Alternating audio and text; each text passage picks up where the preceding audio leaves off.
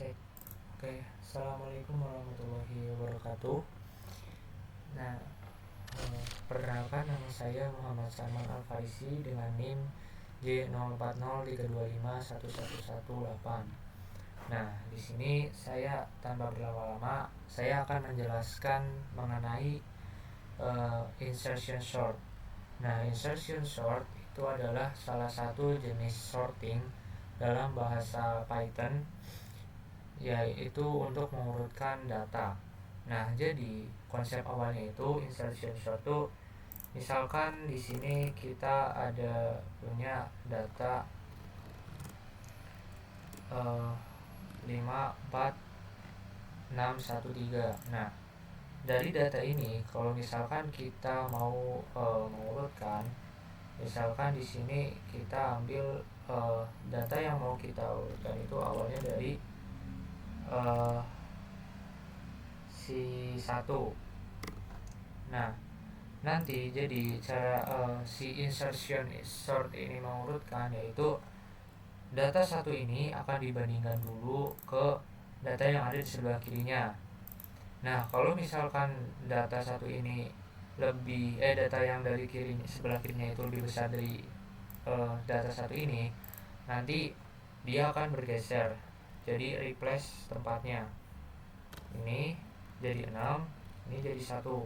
Nah, lalu terus berjalan bergantian dibandingkan dengan angka 4. Kalau misalkan enggak, kalau misalkan lebih besar, nanti diganti tempatnya. Di sini jadi 1, di sini jadi 4. Terus dibandingkan lagi, di sini jadi 1, di sini di sini jadi 1, di sini jadi 2, sampai ada di ujung sini satunya. Nah, nanti berurutan lagi, 2 dibandingkan, nanti 3 dibandingkan, itu dari yang kecil ke yang besar.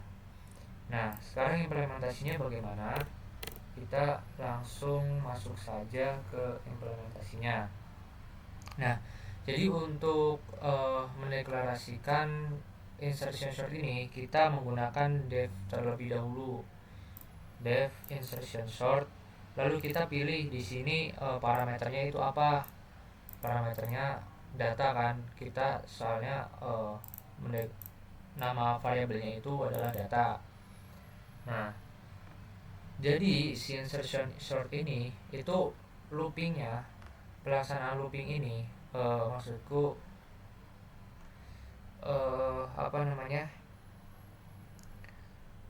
pengurutannya itu dimulai dari indeks ke 1. Kenapa dimulai dari indeks ke 1? Karena indeks ke 0 itu dianggap sudah urut. Jadi indeks ke 0 itu nggak usah diapa-apain lagi, karena itu adalah tempat yang memang sudah tetap gitu, yang nantinya akan dijadikan tempat untuk menaruh data yang sedang kita cari gitu. Nah, jadi indeks 0 itu udah urut lah ibaratnya. Nah, jadi looping itu dimulai dari indeks ke 1. Nah, maka dari itu kita menggunakan for, karena kita tahu kan loopingnya itu mulai dari indeks ke 1. For i in range 1 sampai dengan panjangnya jumlah data ini. Jadi semua diambil ke semua ini, semua data. Nah, lalu kita menentukan key sama datanya. Nah, kita menentukan key itu nanti data yang elemen yang ingin kita sisipkan. Nah, key-nya itu kita deklarasikan di sini, key sama dengan data dari i yang di looping ini tadi, yaitu elemen yang akan disisipkan tadi. Lalu setelah itu kita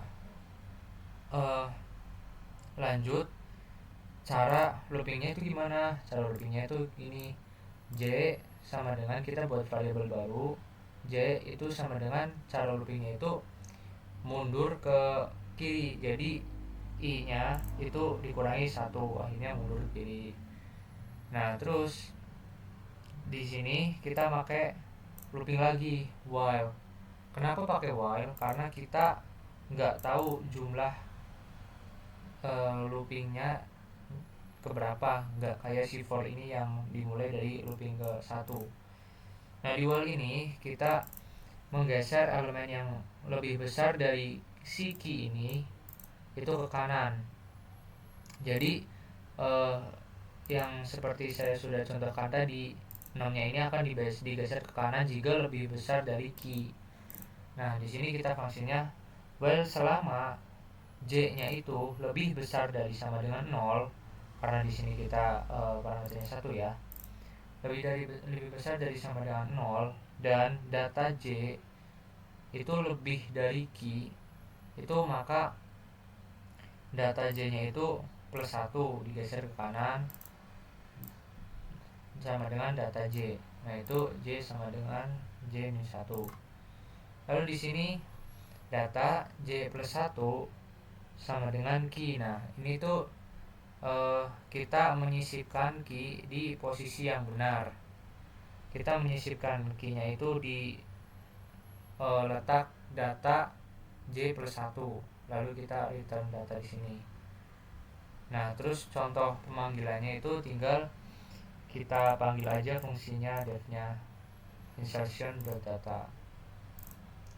Nah, nanti hasilnya itu akan seperti ini berurut datanya 1, 2, 3, 4, 5, 6.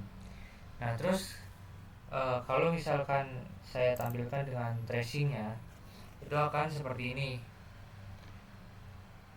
Def insertion short data ini saya print data awalnya dulu. Nah, kalau di run akan seperti ini. Nah, ini kan ada penjelasannya di sini. Bagian kiri yang terurut itu ada 5. Nah, bagian kanan, nah karena bagian kiri yang udah terurut itu 5 kan, yang belum terurut berarti kan 2, 4, 6, 1, 3 ini sisanya. Lalu setelah disisipkan nilai 2, ibaratnya itu setelah dibandingkan itu nilai 2 nya pindah lagi gitu. Terus setelah iterasi keduanya itu pindah lagi ke depan itu sampai seterusnya sampai menghasilkan hasil seperti ini. Nah, lalu bagaimana dengan itu tadi kan ascending. Nah, bagaimana dengan descending? Terbalik. Nah, kalau terbalik kita tinggal tukar saja ininya jadi seperti ini. Jadi geser elemen yang lebih kecil dari kiri ke kanan. Sini sih.